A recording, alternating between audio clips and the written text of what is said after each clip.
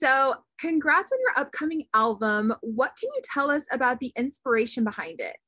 It's a cover album of anime tracks because as a Japanese I'm so you know happy and honored to be able to kind of cover those tracks, and the song for Naruto, or song for Gundam, or song for um uh City Hunter, those kind of actually legendary animes and the people love. And then yeah, um it's a challenging thing as well because as a musician those songs already kind of well knit to make it to my own sound, like a Miyabi sound. So that's kind of experimental process to kind of, how to say, play around, and then making to my world with the sound. So that's why we named it Miyabi verse. This as a new world. And then there's one song, it's called the Bluebird, um, a song for Naruto, one of the biggest anime series. Which song we should cover. And then the driver asked me what I do. I was like, oh, I do music and acting, blah, blah. And he's like, oh, you're from Tokyo? Yeah, yeah. And he said that he loves anime. He's African American, the big guy, but he loves anime. And I asked him, oh, which song should we cover? Should we play? And he said, oh, Bluebird. That's the one you should play. I was like, okay, let's do it. And then we just made it happen. So, you know, as a Japanese artist, um, such a pleasure to be able to travel, to play music with my fans, but at the same time, anime, manga, those kind of great content I'll be proud of. And then this time, just it's a kind of collaboration, yeah, And with that. besides the track that you just mentioned, were there any other top tracks that stand out to you as your favorite from this album? Oh, definitely a soul refrain. Is the song for Evangelion. It's the world famous anime, and you know, to me, as a as a boy who grew up in Japan in anime, it's so much inspiration. And then again, there are so many fans all over the world. And then yeah, and Evangelion is the kind of, you know I mean, it's not the new one, but it's a modern, um how to say, art of Japanese culture. So I love it, and all in Japanese, but really really deep kind of meaning. So yeah, it's a you know fun project for me, especially as a Japanese. And you also have a North American tour. Congrats on that. Food, of course, and it's such a pleasure, it's such an honor to be able to travel. And um but on this tour, especially, this is the 20th anniversary tour. So we're playing many old tracks, which actually I don't usually play because I'm the one who always gonna trying to, how to say, make a new ground, like just trying to make new things, new experience, new future. The moment you feel the future. So I don't actually look back and just play those old tracks, but this time for me to show my appreciation toward my fans as well, especially the ones, yeah, again, yummy food. And I love the, dynamic culture in this country. Lots of different races. And we just played at NBA Japan games, the Warriors and Wizards in Tokyo.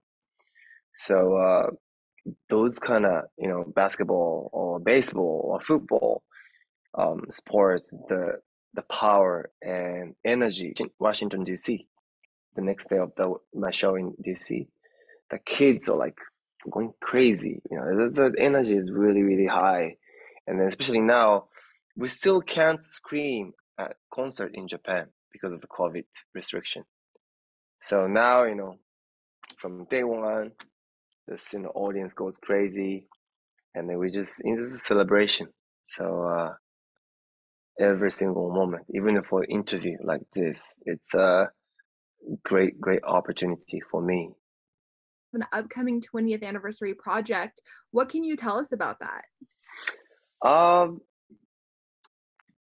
Actually, there are not many things that I can talk right now, but you know, we kind of self-cover things, or also, I have, the lots of looks in my history, like in my career, like different generation and different music style. That's why I do. The music style has been changing as well, and it's just started acting and just doing the fashion in me. And then, so for this 20th anniversary, maybe, just some photo book and also some kind of collectible kind of project for fans, who know my career. And also, the ones who don't know my old era, I think, they can enjoy as well. So, And yeah, oh, sorry, I didn't mean to cut you off. I it's would okay. I was just going to say you brought up your fashion. I was gonna that was my next question. You have such amazing style. What are some of your top fashion inspirations currently? You know what? I wear anything. I mean, not anything, but the thing is, as long as you feel the spirit, the style in it, and then also the comfortable. So, gotta be comfy.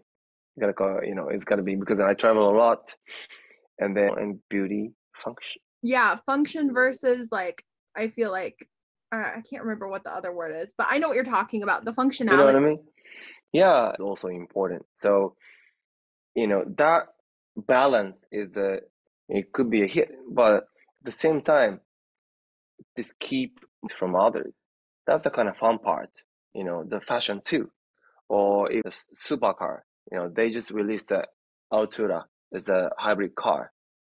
But making a hybrid car is not that hard, I guess. But with the with what in the heritage, the shape and the attitude of the Mhm. McLaren, it's a challenging part. Supercar, but hybrid. Thinking about the future, and it's really futuristic car. So I think that's the kind of beauty and the pleasure of creation, I believe. That's difficult, but that's why we keep challenging, and it's worth it to challenge.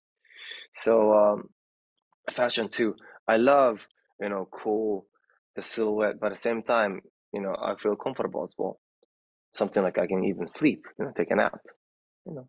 I totally feel that. Now, you might not be super into trends because it sounds like you have a lot of your own personal style, but are there any? Mm, maybe not. I was having a pink hair. Mhm.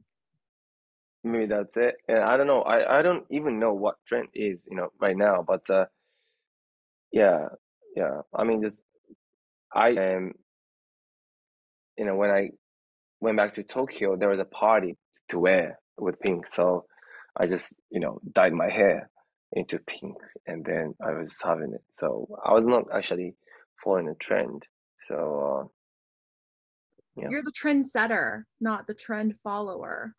I mean, I guess. I mean, and then yeah, what's the most important thing is to, follow your instinct, and it becomes a trend. Even my guitar that, I been working with Fender, the world, the most famous and iconic guitar brand, Fender. And then uh, my guitar is Telecaster, which is an iconic guitar. If I'm familiar with those things, but the, whammy bar and then three Okay. pickups, and there's a sustainer on Telecaster. It's actually almost taboo to put those things on Telecaster. It's a different style. But Okay.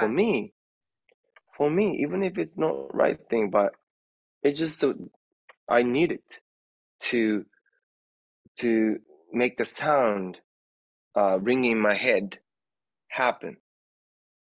So to me, it's not the style. It's just it's a tool, and then to make alive. So I'm definitely I'm not following the trend of the guitar tone. You know what I mean? Something that in you already have, fashion or music or visual or makeup or food, whatever. Just I think always like the hint, the clue of the answer is in you, and then That's your style. And if you keep doing that and then you elevate the level of your creation or your style, it might become the trend, I believe. Amazing. Now, kind of switching gears, fans also, they've loved your work on Arcane. What was that experience like for you? That was surreal, with Sting or Paris. This great, great artist and singer in America. And working with Riot Team, the Christian, the executive producer, he has a clear vision. So I just following and then just expanding the his creativity. It's a challenging process, but at the same time, it's a really, really learning process. I learned many things, and at the same time, I did the voice acting for a little role. That is really lovely, and I did English and Japanese both, and then the great creation. It's especially for the kids or the people in this generation. All so isolated, so upper side and the low side, and you know, it's a really deep uh the meaning behind that story, and yeah, I think the thing is in each episode you cry.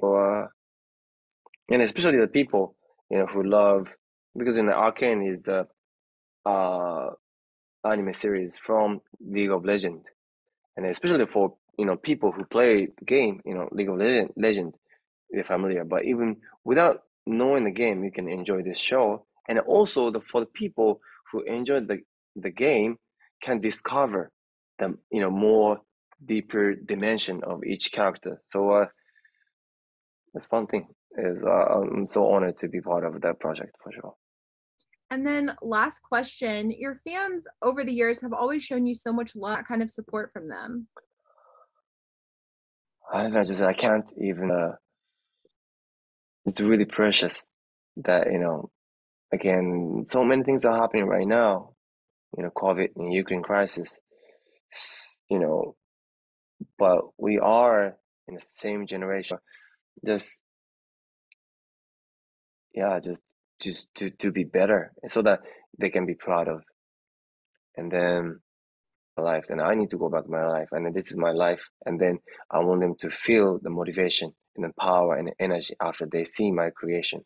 So yeah, that's the way I appreciate them, and yeah, it's and then also the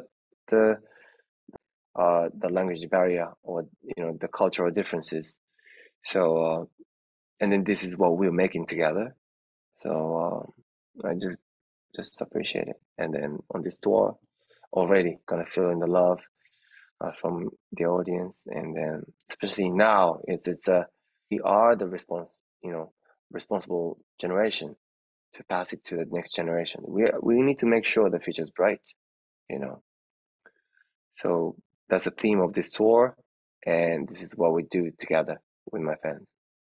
Amazing. Well, thank you so much for speaking with me today, and congrats Thank on you.